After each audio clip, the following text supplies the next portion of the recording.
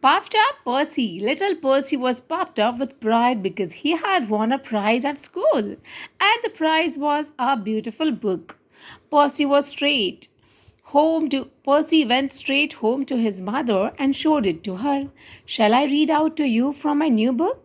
He said, feeling very important. Though Percy's mother was quite proud of him, she wasn't happy to see him looking all puffed up. So she said, I don't have the time now, Percy. She said quickly, you can see I have lots of washing left. Poor Percy was very hurt. He tucked the book under his arm and went out. When he reached the park, he saw a number of men sitting on the benches enjoying the sunshine. He was sure they would enjoy it more if he were to read them. He opened his book carefully and began to read. He had just started reading the first sentence when a lovely bird flew into a tree and began to sing at the top of its voice. The bird sang so beautifully that everybody looked at it and smiled. No one took any notice of poor Percy. Little Percy shut his book and walked off in a huff. He stopped when he saw a man up on a ladder painting a house.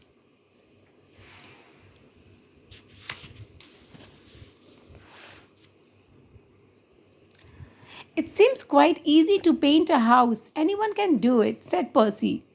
But everyone can't read beautifully. I'm sure that painter hasn't heard anyone read well. And Percy leaned against the ladder and opened his book again. He began to read slowly and clearly. He had read only a few sentences when the painter began to sing a merry song. He sang so loud that he shook the paint pot that hung on the ladder, sending a shower of paint all over Percy. The little boy ran away as fast as he could. How careless of him, he cried in anger. Soon he found himself outside Aunt Sarah's house.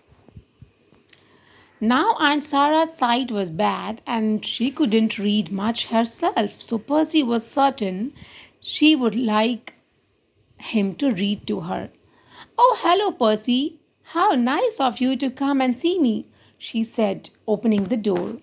Aunt Sarah, would you like me to read to you from my new book?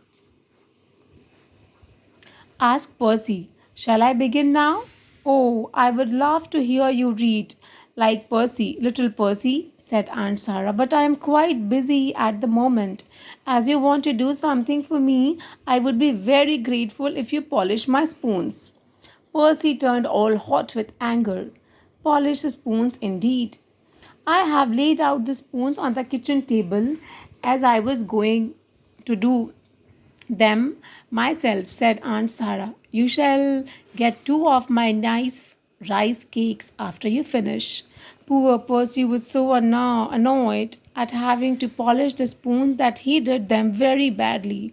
But when he saw them lying before him, looking only half polished, he felt quite ashamed and began to do them again.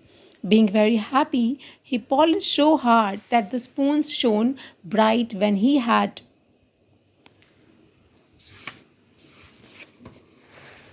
finished. Aunt Sarah was really pleased. I'll tell your mother what a good little boy you are, she said, giving him the rice cakes. Little Percy grumbled as he walked down the road with the book under his arm and the rice cakes held so tightly in his hand that he left a long line of crumbs for the birds to peck up. As he turned a corner, he bumped into the mother of his friend Albert. Oh, Percy, she cried, do you know that poor Albert has got the measles? Oh, poor Albert, said Percy, feeling sorry for his friend.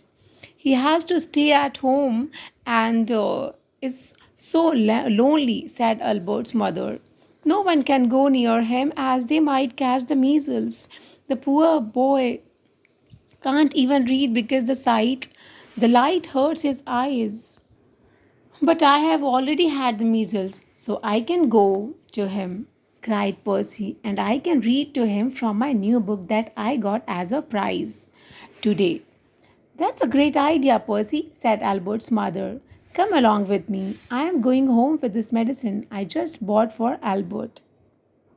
So little Percy finally got the chance to read his new book to somebody. Thank you, friends. If you like this story and if you are liking, please like, share, and subscribe my video. Bye. Take care.